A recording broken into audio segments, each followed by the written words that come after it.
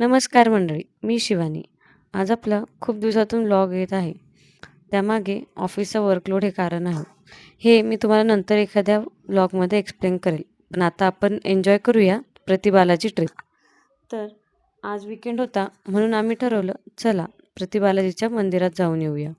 खरंच हे मंदिर बालाजीची प्रतिकृती आहे. इतकं सुंदर आणि भव्य मंदिर आहे आणि इथलची वास्तुकला तर एकदम अप्रतिम. इथे एक महत्त्वाची गोष्ट म्हणजे मंदिरात इथे मोबाईल अलाउड नाही. त्यामुळे आतमध्ये मंदिर किती छान आहे हे कसंच सांगता येणार नाही. त्यानंतर आम्ही सकाळी लवकर पोहोचलो होतो म्हणून फारशी गर्दी नव्हती. अगदी निवांत आणि मनसोक्त असं दर्शन झालं.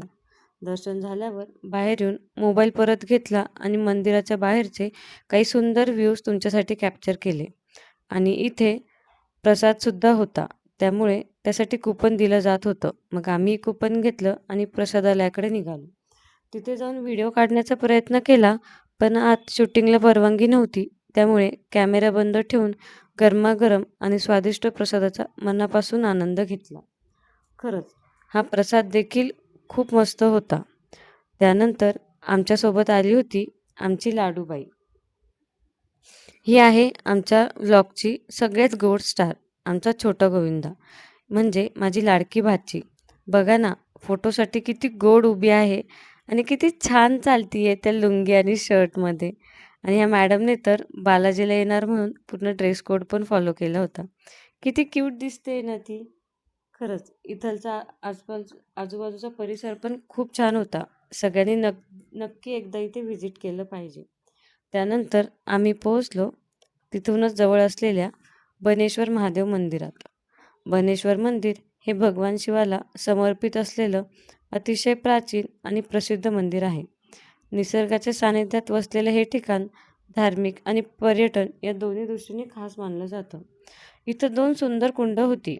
एका कुंडात भरपूर मासे होते, तर दुसऱ्या कुंडात छोटी छोटी कासव देखील बघायला मिळाली.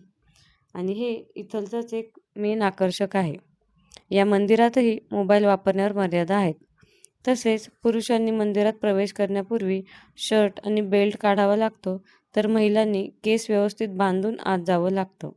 इथल्या परंपरांचा आदर राखत आम्ही दर्शन घेतलं.